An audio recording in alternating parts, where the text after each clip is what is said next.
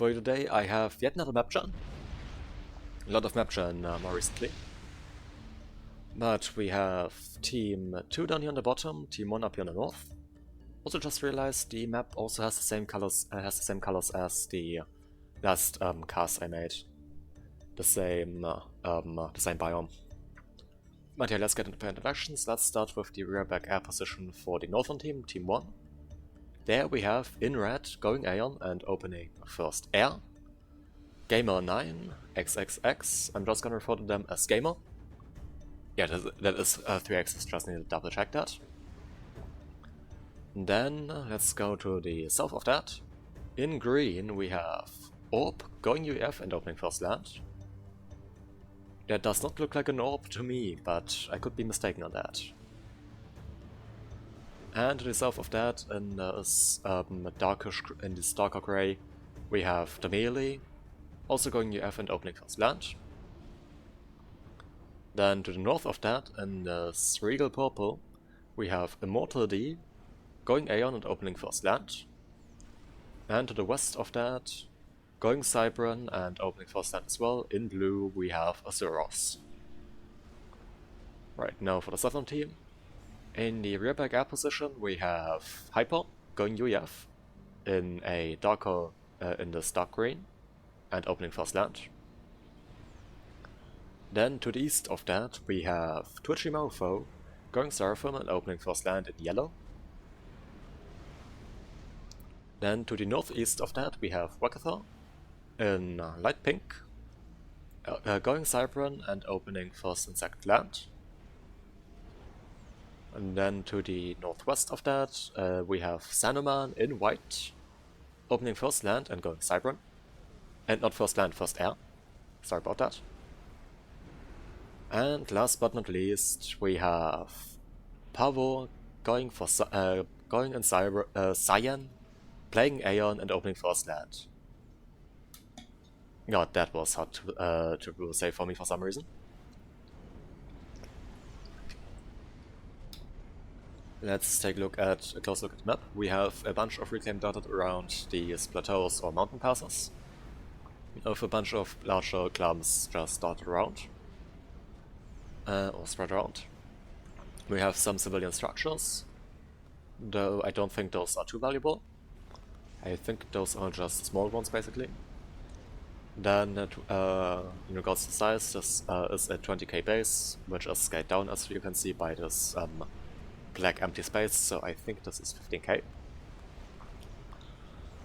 And a lot of maxes as typical for Mapgen. Now, next thing to look at would be ratings. Ratings for this game are actually quite high. The highest rated player is Pabo at 2300. And after that we have two 2100s on the other team in the form of Orb and Azuros, with the melee at 1900 being the next highest rated, and after that Buckflow at 1700 and Zanaman at 1500. Lowest rated is Immortal D at 1100.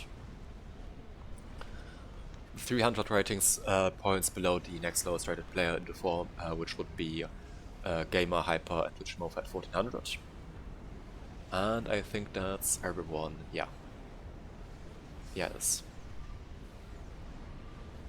Now I think the people in chat having a lot of friendly banter.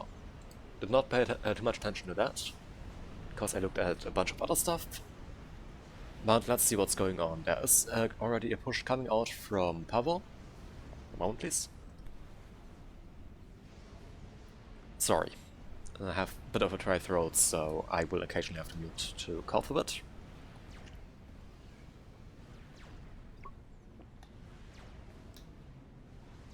And yeah, there's some light skirmishing going on between a few mantises that are moving up here, and these Auroras and this one Spirit. With meekly 1 DPS. Although, to be fair, the Spirit does have some incredible range. Don't remember by the back of from the back of my head what the range of the Spirit is, but it is actually pretty incredible for Scout. Though again, it is 1 DPS, so it's not gonna do too much. You're gonna need a very large amount of those to actually have an effective damage. Now, Engineers being dropped out from Immortal D onto this plateau. Very nice move to see, as there is a bunch of reclaim up here. Very nice to see them do that. Maybe they can also get a bit of a arty position or something like that up there, which would be annoying to deal with due to the high ground. Is there any other fighting going on currently? Does not look like it, so bunch of light fighting again up here in the north. The high-rated players unsurprisingly being very, very aggressive, as is pretty usual for them. As one of the key things of being very high-rated is using all units to their maximum effectiveness, which promotes very aggressive gameplay.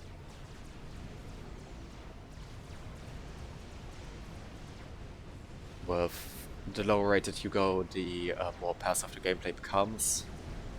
Though that is not very linear, not linear, it is still noticeable that lower rated players are generally more passive than higher rated players. However, we are still at a very dynamic rating range, where the games are still have a lot of stuff going on with a lot of pushes, just not quite as much early on.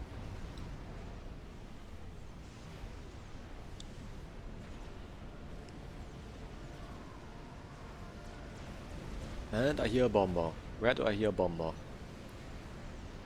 I mean, I know why I hear a bomber, because there's probably a bomber. I'm just not sure where that was. There's a transport coming out from Toshimofo right here to the side. I guess to grab these maxes right here.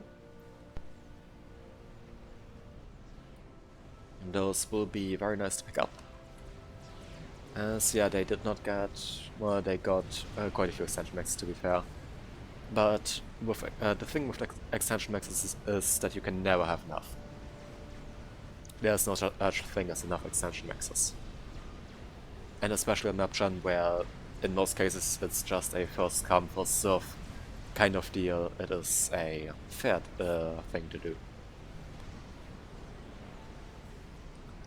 Now, both players up here in the north grabbing these 3 max expansions and securing these other 2 max spots up here.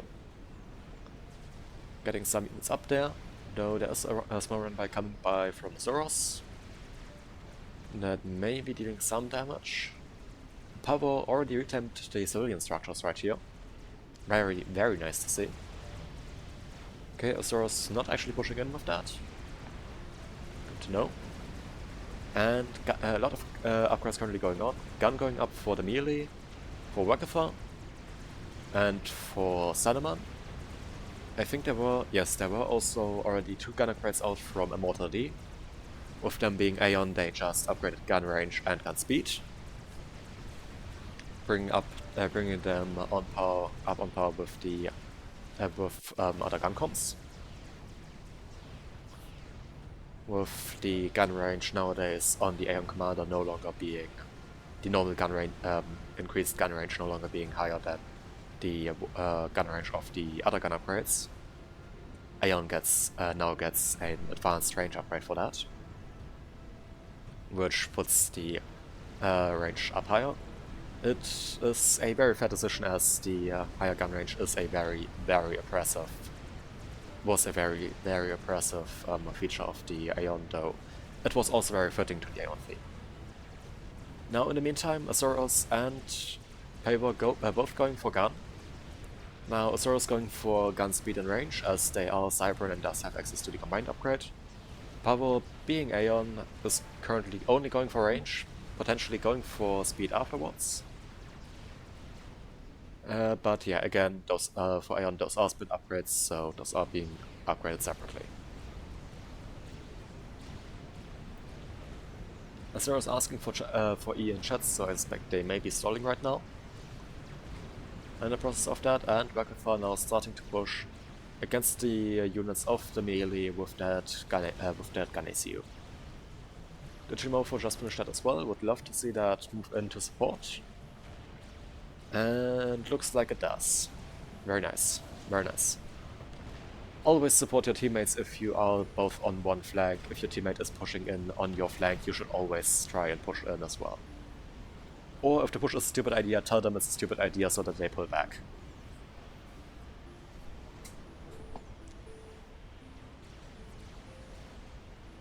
But supporting your teammates is always very important. It is a team game in the end.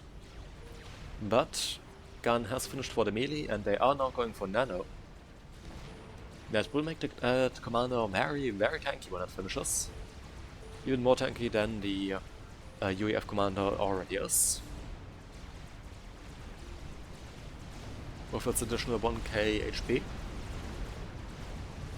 Now, in the meantime, right here in the middle, we have Advanced Gun going up for Mortal D.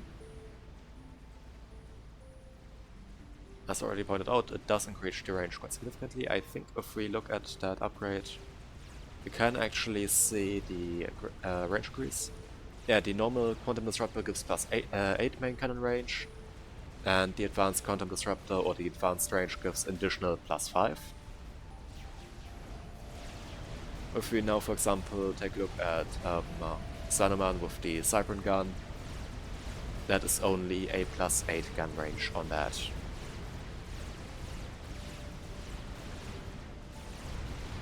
Now, a lot of fighting going on down here on the south between Ragnathod, Wichimofo, and what's the name? 1 second. Between the melee.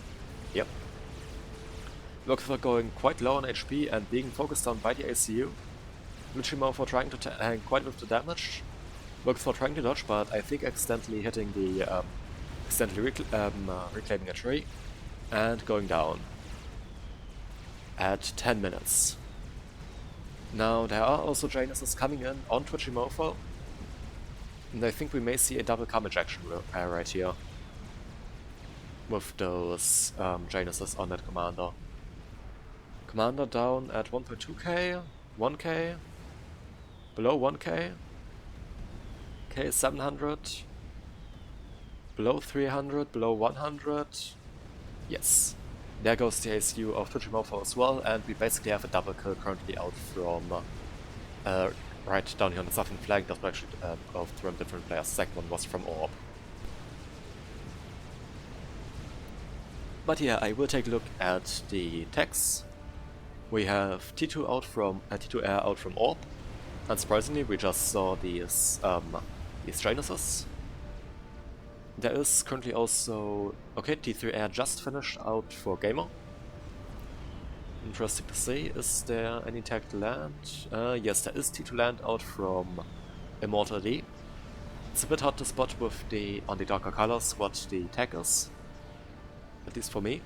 Well, yeah, it's a bit harder because you can't really see the markings on the factory for the HQ, and there's also T2 out for the melee. And T3 already out for Azuros. Now let's take a look here.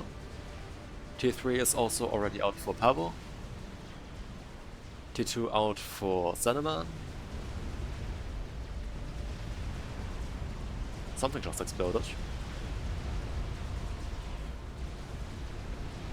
Not sure what, but I think something big just exploded. Anyway, there's also T2 Cypern out for Pavo right here. And T2 Seraphim. Okay, so they have T2 on the 2 other attacks they have access to, and T3 Air is also out for Hyper. Nice to see, so everyone has attack. Now, Nano just went up for Saruman, giving that Cyclone Commander a whole bunch of additional regen, and also a bunch of additional HP. I think the HP on the Cyber Nano has been nerfed since its introduction now quite a bit. I think it was quite a bit higher than the 13,500 that it is now, but to be fair, but I think that is quite fair as the Cypern generally are less tanky than the other factions in base HP but have more regen. And that is definitely represented in the Cyber Nano having a lot more regen than the other Nano upgrades. So I think that again counters it out a bit. But Saruman using that commander to very high effectiveness, or that gun upgrade taking out quite a bit of the forces from Immortal D.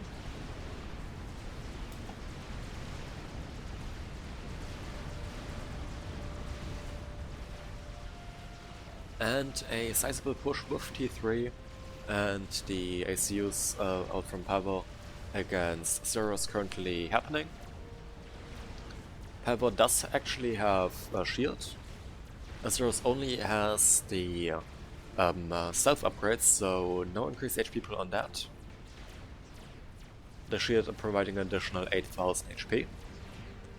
But there's no advanced range right now. Now the first bricks out from Zeros did arrive, so these Harbingers out from Pava are no longer that much of a threat.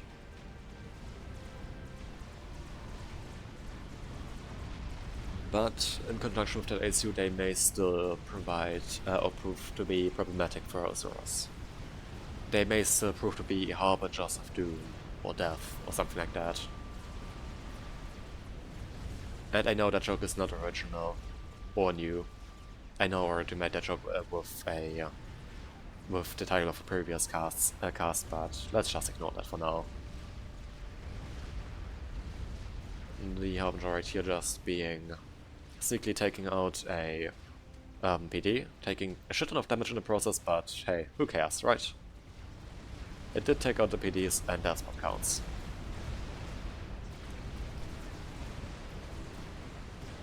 And I think it also betted on that. Yes, it did. It actually has 6 regen now.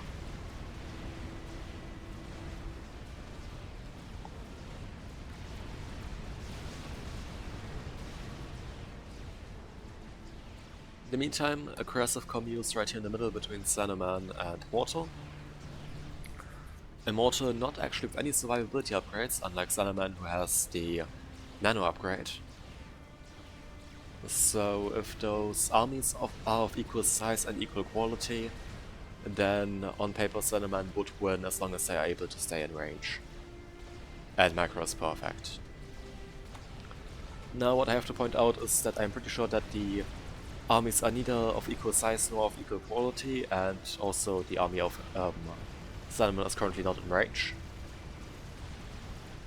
I'm not sure who has a better composition and better tech, but I'm pretty sure that is quite different for both players. And, well, still there is some stuff for Sandman now going down right here in the middle. By the hand. And not for Sandman, for Immortal, sorry. Of course I got names wrong. It's what happens.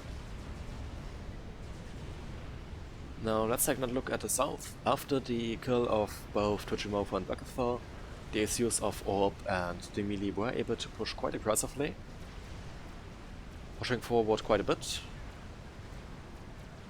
Orb actually also with a gun and T2 upgrade, building up a tactical missile launcher. How sneaky. And how annoying. And looks like another push up here north is brewing. And Azorus is being very, very bold with that commander, pushing that in. And with these bricks, I think there will be a lot of overcharging needed from Pavo, as the bricks have a very high HP pool with their 7.5k HP. And they currently do outnumber the Harbingers. Well, they did outnumber the Harbingers, and there are now also Sprite Strikers out from Pavos, so I think the tides are about to turn. Azuros already pulling back, seeing the rest coming in, but deciding to move in again against the commander of Pavo. Both commanders laying fire into each other.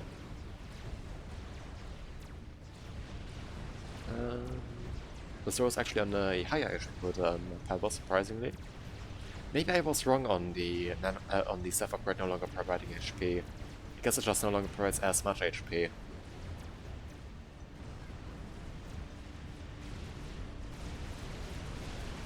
More questioning decision making at somewhere. And right, apparently it looks like there was a sizable run by out from Zanima. That got past the mortar and is now about to deal some rather annoying damage to economy. Or not. Okay, maybe it's not about to deal some annoying damage to the economy, because it's taking out quite a before it can do so. Never mind.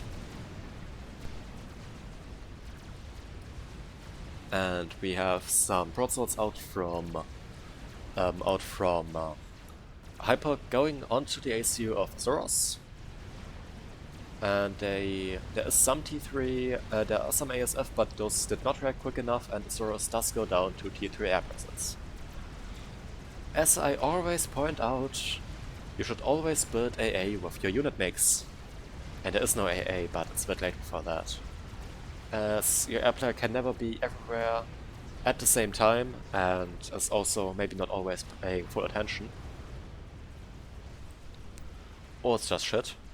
That can also happen. And thus you should always have some backup plan. Now talking about the last run by, there's apparently also a major run by going north out from Salaman now.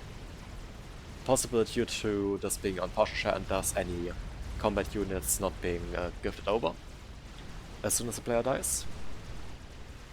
Only the economic units, those being the engineers and the buildings, get gifted over. But with that, the base of the Zoros is currently being gutted. Though I think that the response with the loyalists and the gunships may be sufficient to prevent too much damage from being done. Though 1 max went down, the air factory went down. Well, never mind. 4 maxes actually went down. 5 maxes. I don't think there will be any more maxes going down though. I still can't count it, 6 maxes actually.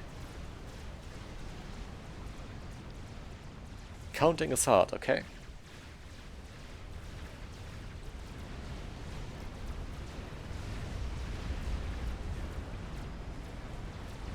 Okay, something sounded like a big explosion in the south, but I don't know. Sometimes the direction sound comes from in this game are weird, so not too sure.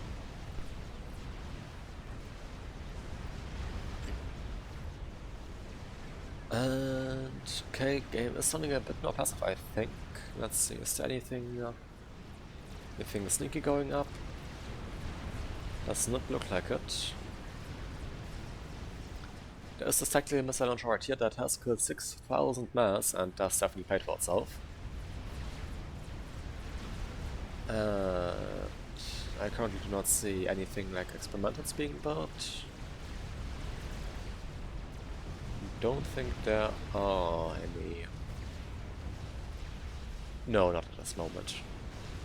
There is BD being prepared at this base, but I think that's about it.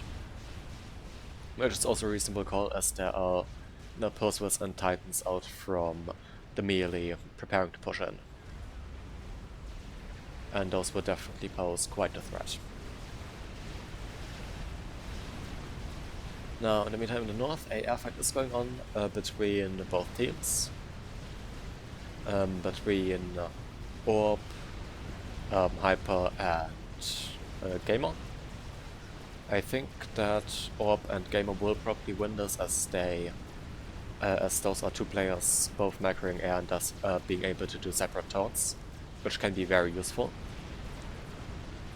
Like, if both players are able to macro the ASF at the same time, then it's probably then it may be more effective than one player macroing one set of ASF, as you get the as two separate turns are always hard to deal with. And that becomes a possibility. Now let's take a look right here in the south. We have these Titans and Percival's pushing into the firebase of, well, now of Pavo? I don't know, something like that. And there are bricks and T2BD now being utilized, forcing these Percivals to fall over and die. Thus dealing with this push. And I think also starting to retake this general area.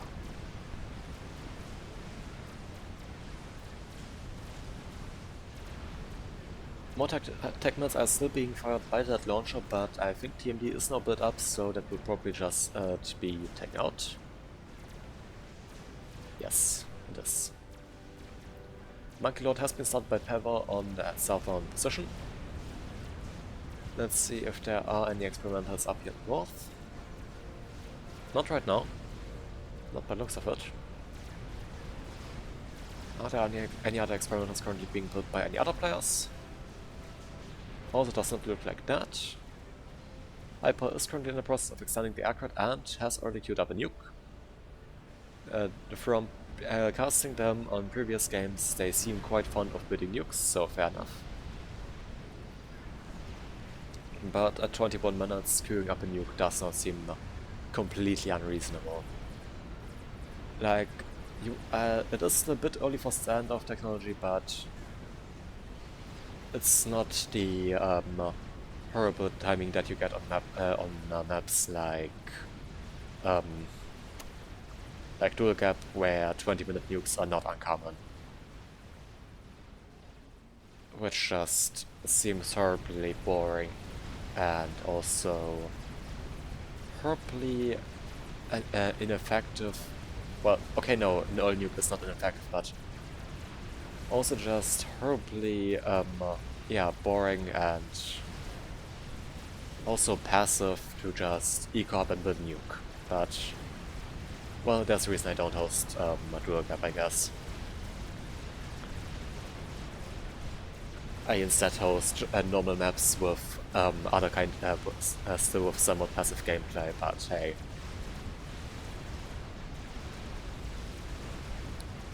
It's still better than dual gap. The German were just coming through for a moment, sorry about that. There is a push, there are multiple pushes currently going on actually. There's the small T1 push out from Cinnamon trying to push into the position of the melee, though it is just facing a whole bunch of forces and that's not too effective. And there's primarily T1 push out from Immortal pushing up against the Spriggs out from Cinnamon, right here in the middle, which is also again not too effective as Spriggs are very good in dealing with T1 spam, with their high rate of fire and their high tankiness, but also a pretty decent range, allowing them to just put in that damage. Azora's marking in chat a Monkey Lord, this Monkey Lord right here, which is going up very, very fast. There's a lot of build power on that, not too surprising, and let's take a look how much equals power we're looking at. Over 600, so fair enough, that shit builds quickly. And they also have a lot of mass currently stored. Though they are currently spending it. Very cool to see.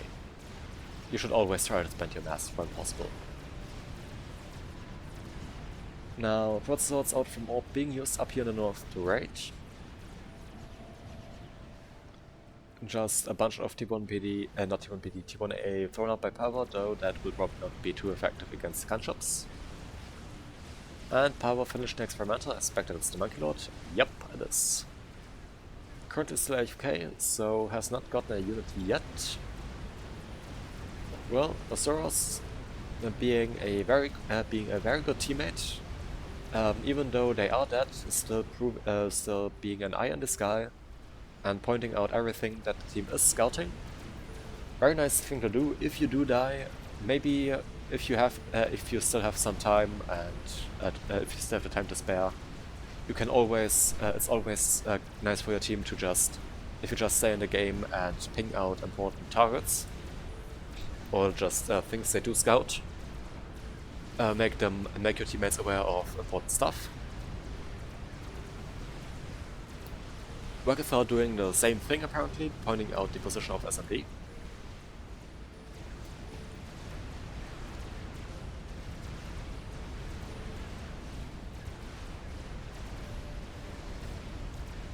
But that way you can still be useful to your team, even though you're technically dead.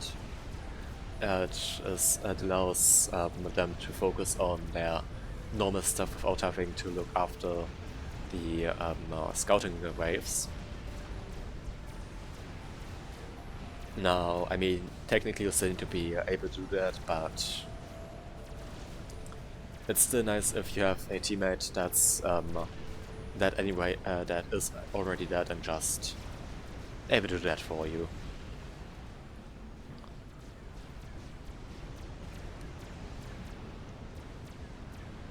Okay, another ping on that Monkey Lord right here.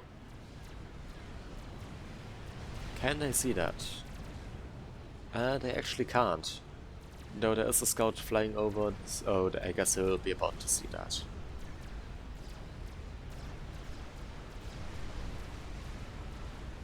The Monkey Lord having stealth and thus not actually showing up on radar and requiring a Omni to be visible to actually receive the radar signature. A Fat Boy has been thrown up by the melee, and another experimental has been finished by Pavel. It was a GC on this bank. The Claws is now stomping its way with its massive circular feet towards the stuff. This generally unpleasant stuff. These bricks out from Orb. I know, stuff is a very, very descriptive word. I am truly a masterful poet.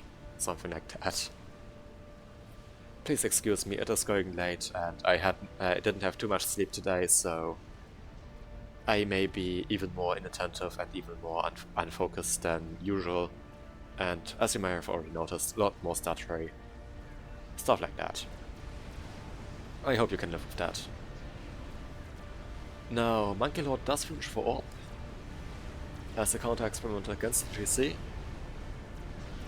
One problem here being the Monkey Lord does need to get into range of the GC, and GC does have a higher range and can also very effectively take out any supporting armies with Instructor Claws.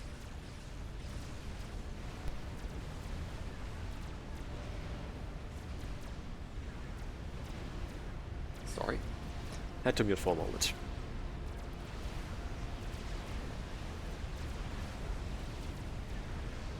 But the push is coming in, and there we have it. The GC already clawing on these bunch of bricks. Though I suspect that that will actually go down due to a whole bunch of gunships on that, as this mass of protoss will probably just melt this GC.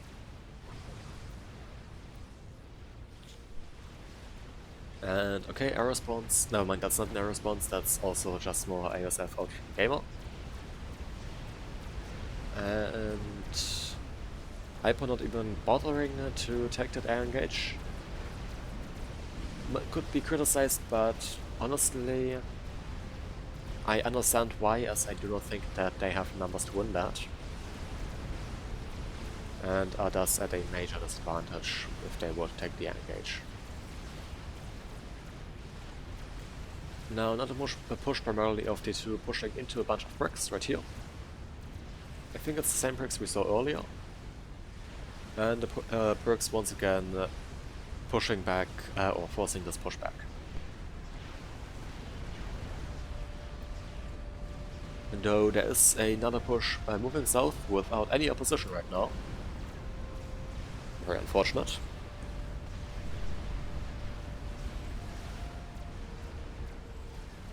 And this Monkey Lord out from Haver has moved into the pond.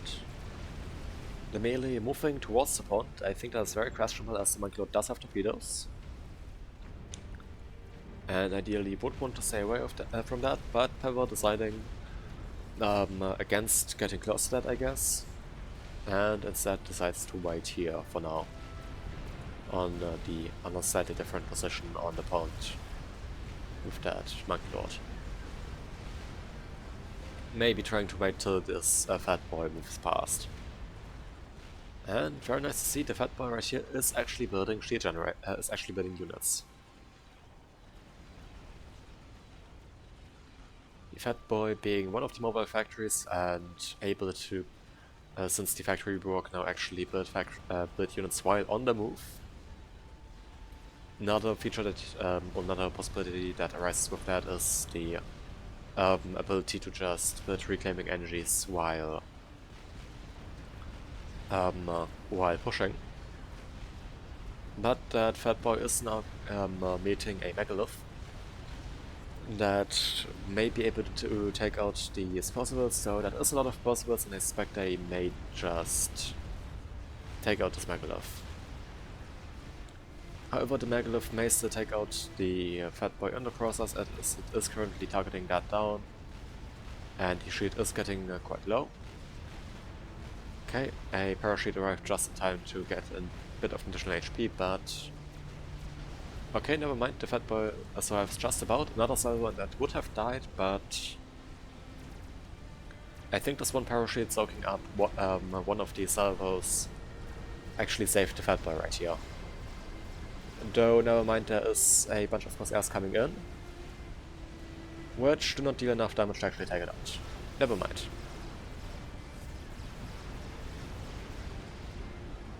But I think it may actually go down to these Monkey Lords now that are just moving up right at this Monkey Lord right here that is moving right up behind the Fat Boy. And it is getting closer and targeting Ravagers and targeting the Fat Boy, taking it out. However, there is a whole bunch of possibles behind that, so I think the Monkey Lord will go down in the process. But I also think it definitely paid for itself, so in the end it was worth it. It could have, of course, been more effective, but the most important use or thing when using units in this game is that you kill more mass with it than you spend on it. If you can't do that, you should at least try to kill more mass than you will leave in reclaim. As that way your opponent can't really use it to rebuild everything they lost.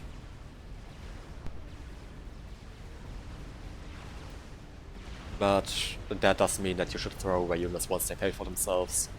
It's always better to just keep using them, of course, because everything after every bit of damage done.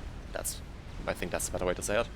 Every bit of damage done after they paid for themselves is can basically be considered free damage.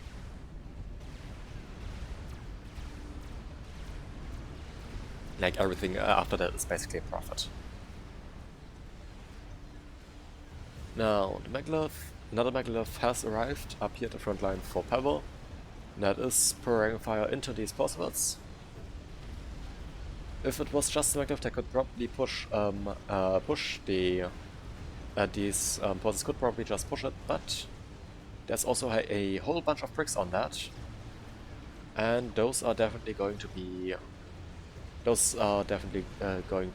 a major problem for the possibles, as bricks and possibles trade nearly equally. Possibles trade are getting off slightly better on the trade. Sorry, just really can't talk right now. Having a real hard time with that.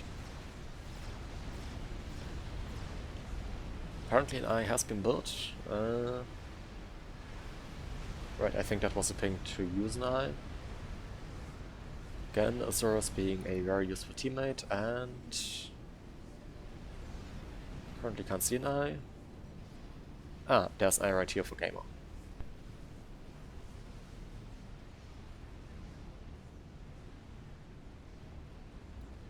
Sorry. Again, getting pretty tired, so yeah, I'm maybe gonna take a few breaks and occasionally gonna stop. It does happen. And yeah, I'm a bit sorry about that, but can't really stop that. Now another Fat Boy has been finished, and the nuke for Hyper has been loaded. Where is this nuke going? It is going for this base out from the melee. There's currently one unloaded SMD. There's a loaded SMD right here in the back for Orb, though I don't think that is in range. another SMD that is loaded right here, and Gamer currently just lifting up their commander towards the front line.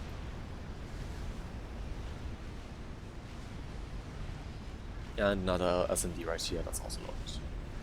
But this one new SMD right here is not loaded.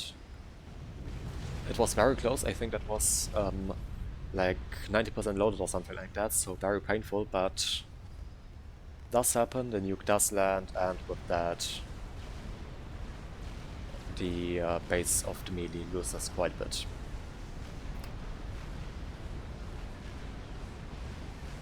Quite a bit of stuff.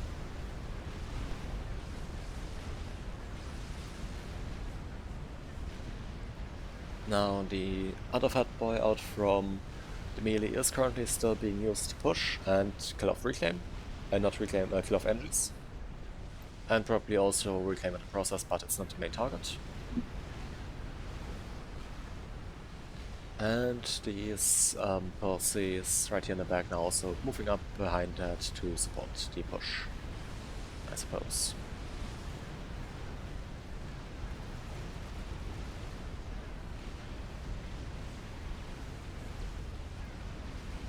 But game turning a bit more static now. I think, yeah, with players no longer being as aggressive. Let's take a look at economies.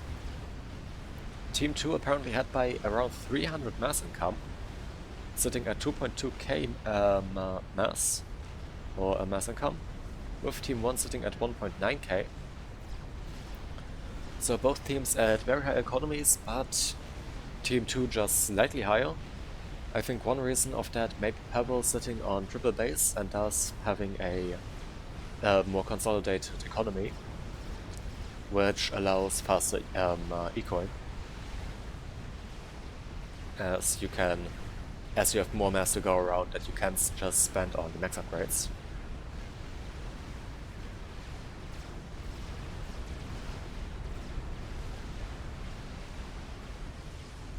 And a enormous army of monkey lords split up right here by Orb, with even more being built. And that could probably just march right through to the south into the main base of Hyper without much opposition. Because that's 7 monkey lords. To be fair, there are 4 GCs. 5 GCs? Well, never mind, maybe it couldn't. Yeah, 5 GCs is actually pretty sizable, but at that number, even these small sponsoon guns right here in the front are gonna be scary.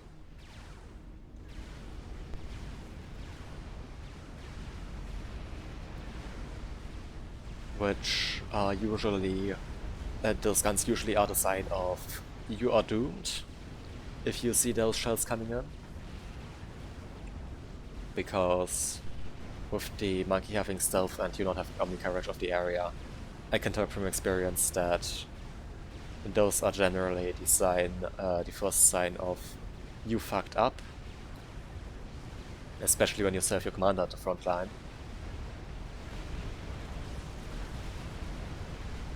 And yeah. The monkey lord's not being used too aggressively. The GC is currently doing a little bit of a dance. Breaking out a few dance moves. I guess trying to dodge a bit of the monkey lord fire.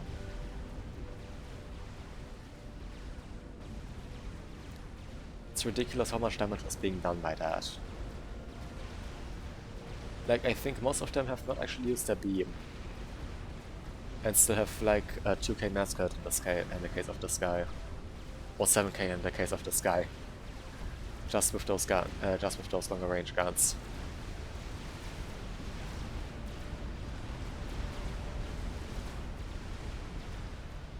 Let's see what's going on. A Novex has been queued up by Hyper for a whole bunch of tele defense in the form of T2PD. Now Gamer is also sitting in range of a whole bunch of T2PD, providing a bunch of tele defense. Let's see, is there any counter stand attack going on?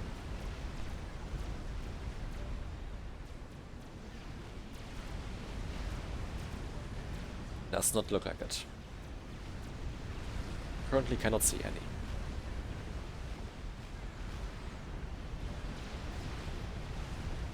Yeah, I don't think that there is any counter stuff being built up.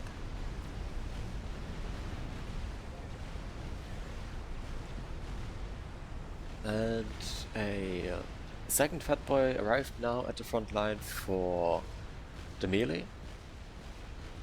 If one fat boy isn't bad enough, two are definitely even worse. And Hyper deciding to go for the PD nuke. And I think that the melee may have already been suspecting that it is that is exactly what's happening, and is thus spreading out the units.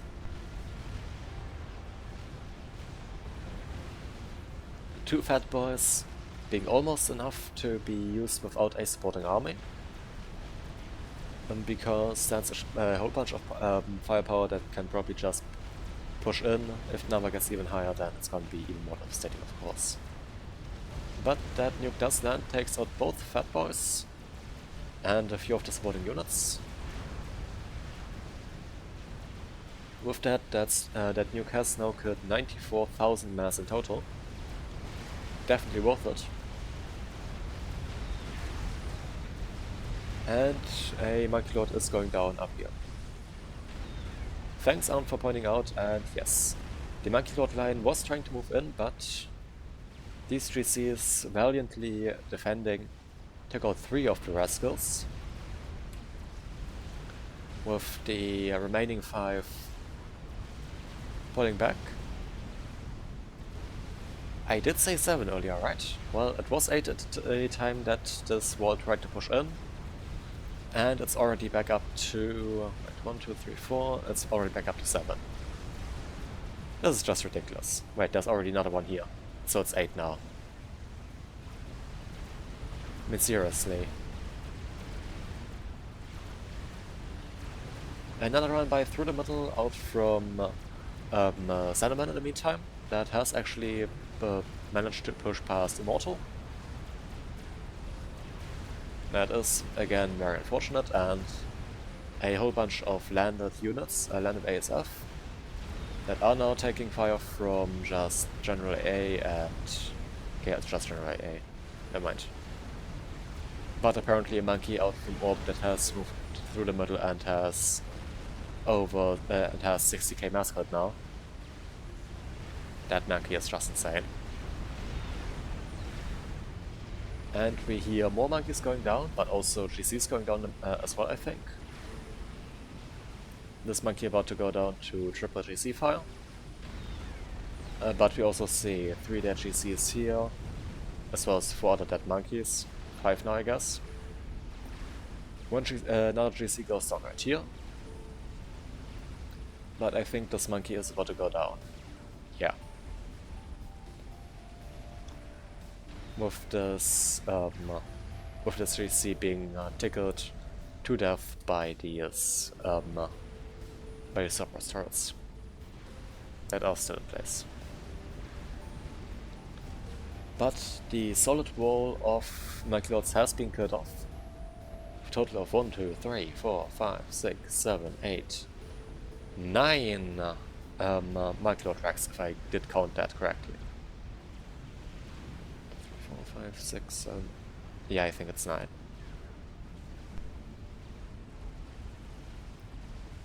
Is it? 5. Yeah, this. Yeah, this. Yeah, I did count correctly. Don't even trust myself right now.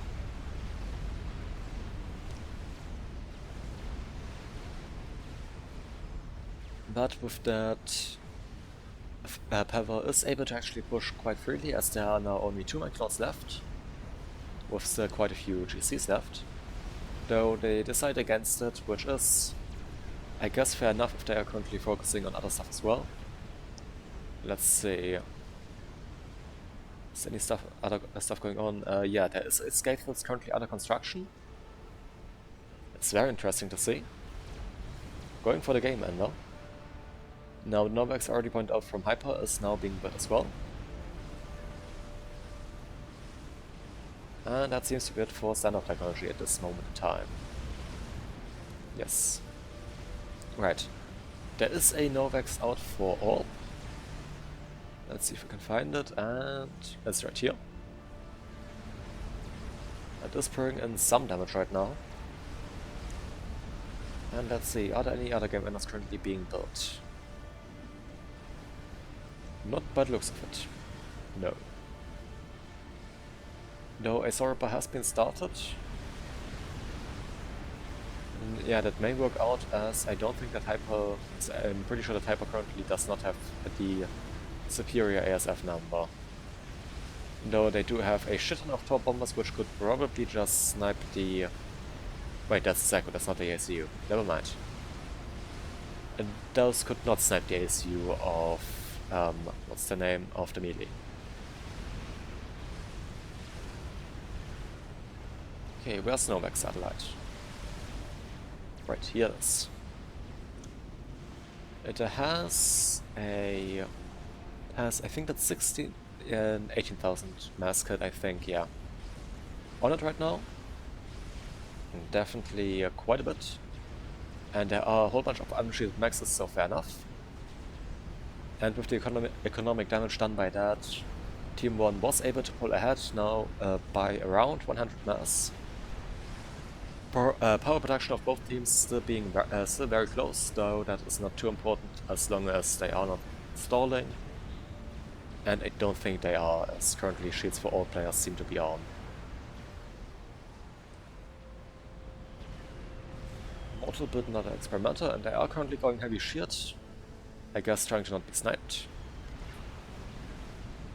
Let's see, what's the other experimenter? I think it may have been a GC. It most likely was a GC. Also somewhere should be a Zorip, I just don't know where. Well, apparently there was a Monkey Lord right here that just died to a bunch of Megaliths. I seem to be missing quite a lot of stuff right now. And Gamer pointing out that there's Scathers that just finished, yes. And no, was it? Yes, that tracking shot. Let's take a tracking shot right over the entire map of one of these Scathers shells. See how this is going, and hard to see, but I love the fact that these shells actually have proper models. It's hard to see because it's hard to keep a consistent level of zoom with a shell that's constantly changing the height it's at. But these shells impacting onto the main base of Gamer, landing on the air grid and dealing quite a lot of damage there. And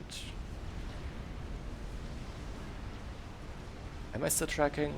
Don't think I am. I think that's just a bug up there.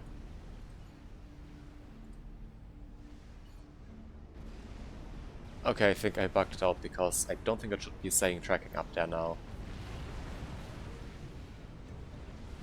Let's just close this down. So I'm no longer distracted by that. But currently a lot of shields being thrown up by Gamer. They, in order to try and defend against that. However, I think a few more stray shells and this aircraft will go down to the Scather's fire. Immortal having a very interesting reaction to the Scather's fire. Just pleh, showing their general, showing that they are generally, just don't like it. General annoyance at the fact that there's a Scathers. Which may be one of the best reactions to a game ending you can have. Just being generally annoyed. But the shells impact and take out most of the aggregate for Gamer, and thus basically crippling the air production and the power production in the same way. Though their power production currently still seems sufficient to support all of the shields. And never mind, I think they are reliant on power overflow. And more Scather shells are still incoming. And though I think the shielding may be sufficient to actually stop that.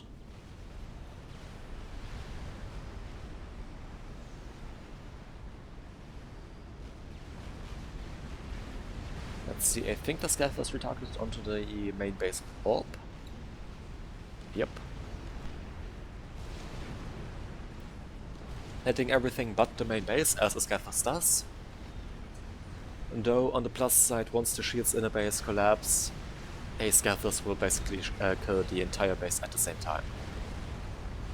Also, it looks like the Novax out from Hyper has finished and is currently targeting just general stuff. And shields started to collapse. Power, maybe? Okay, the power, the P-Gens actually survived the salvo, though I think a whole bunch of shield gens did actually go down with that. Meaning that those won't be able to cover these shields anymore, not these shields, these P-Gens anymore. And the next salvo is already coming in before the shields have fully regenerated. And with that, a lot of power is going down. And I think Orb may be about to power stop with that. And they also just lost their Novax, which was their one kind of standoff technology they had, which is now just, I guess, completely gone.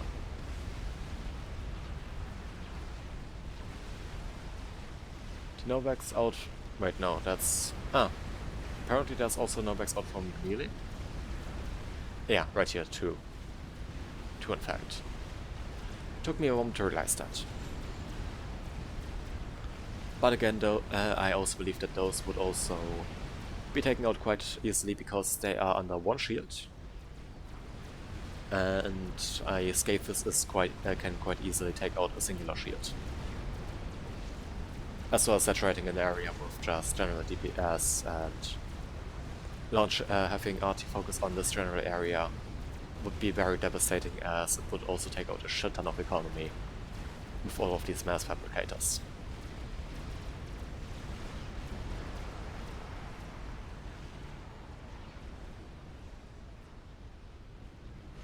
Hyper finished another experimental, I think that's another Novax, yes it is. Also with quite a few cycles now. And double cap maxes, nice to see. Now, a trick that would be really great to see is also seeing those, or is also having these quantum gateways capped, meaning that you have mass fabs around those as well. I don't see that too often, and it is quite explosive, but not only does it reduce the mass cost per Saku, it of course also provides additional mass production. And this, well, it's not really the advanced form of a mass fab grid because it's the production of Sakus is still more mass inefficient. Though I'm not too sure how that looks with the cost reduction from the mass fab adjacency. I would need to do math on that, which I haven't. Would be interesting though. I should probably do that at some point.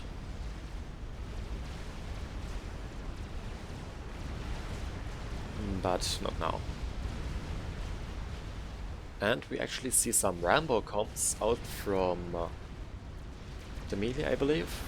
It is right down here, I guess pushing on and being used as just combat, as just frontline engineers. As they also get access to T3 willpower. And a massive cloud of Asura is now moving in onto this megalith. Though there is a SAR and a whole bunch of ASF out from Hyper that are now countering that. However, this megalith did just go down to Fatboy fires, so not too much of a problem there.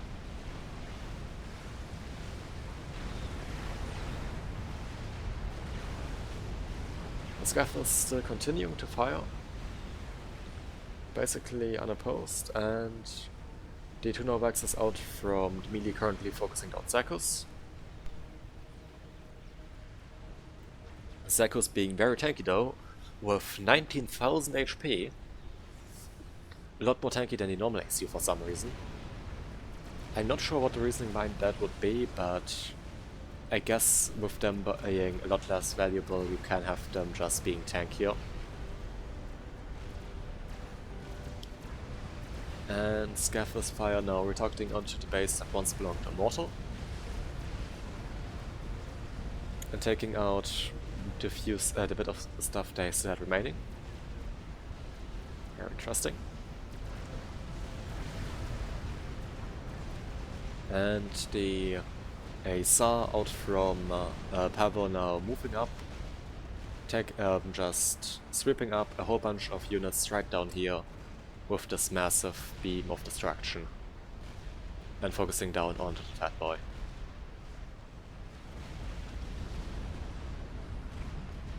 That massive beam of doom.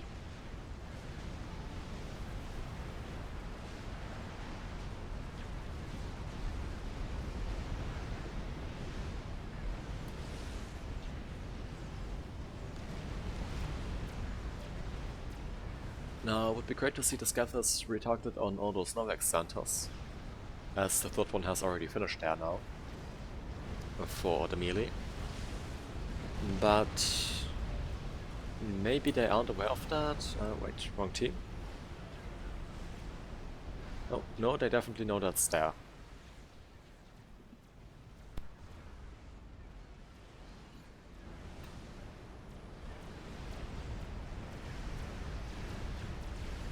I guess that Pavel currently is just thinks that other targets are currently just more important. And let's take a look at economy after the Scathers has been firing for a bit. Right, team 1 is currently still ahead by around 200 mass, so the mass lead for team 1 is currently still widening actually. And not actually closing as you would expect with economy being devastated by artillery fire. And another Scathers has already been started up for Pavel, and that is going up very fast. That is basically flying up. Okay, they currently do not have any mass stored. That's just their general economy, which is currently sitting at 1.3k. So fair enough.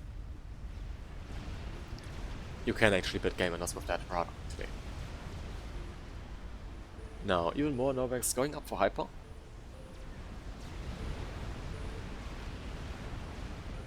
And the Novexes seem to have retargeted onto the Novex centers of the melee. Though the sheet right here has gotten a lot of assistance and thus will probably not go down to that. And actually there's another Novex center right here. God, so many Novexes this game.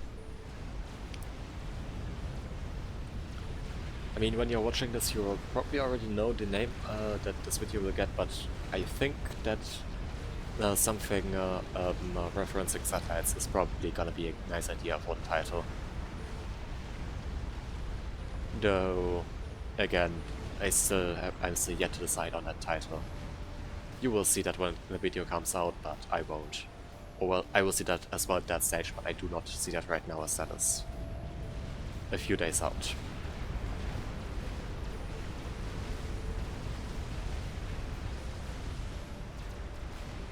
Now, Megalith out from Pavel right here in the south is taking a lot of fire from this Fat Boy, and there's a lot of tier 1 factories now just spamming out Snoops.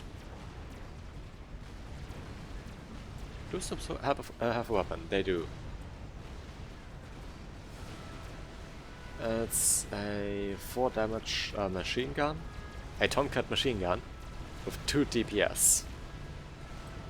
Amazing. I mean, Scouts are very cheap, so I see why you would go for those, but still.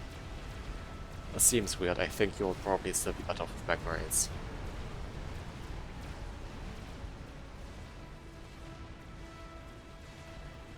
On the other hand, seeing units just die to Scouts would also be equally funny. And the Magnificents are just completely overkilling that now.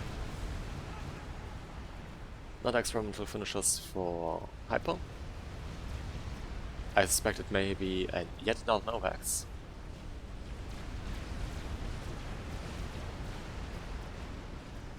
And the Novak and Hyper, realizing that they are not going to break the shields here, decided to retarget onto this SMD as opposed to just nuke the position then instead. And these shield generators right here are not actually being assisted, so those may break through, and never mind, those shield gens are now being assisted.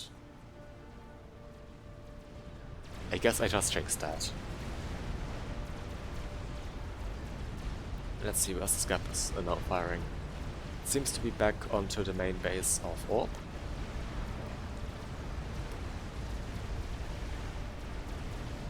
That massive arc. Like that, I mean, that arc is really just completely massive, if you look at that. And I need to move in a bit closer to actually make that turn again. And wait, sorry, did that? Just need to check that again. Yeah, I think the outside here is... Yeah, the outside of the map is actually rendered as water right now. Which seems funny to me, but with there being water right here at the edge, I guess it's just the way that the game handles that. I don't know.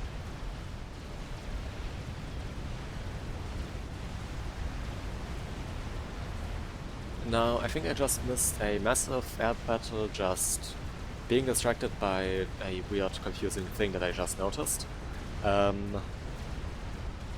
Very sorry about that. Where I think Pavel got gifted over the ASF from Hyper and wiped air. Now the Novaxes seem to have gotten the ACU of Orb. As we can see with the with this beautiful mushroom cloud right here. Yeah, that is water. Weird.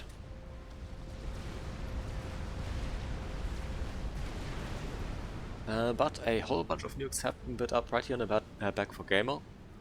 And there's also a whole bunch of shielding supporting those, so those will probably tank quite a bit. Currently 3 nukes. Can I afford it?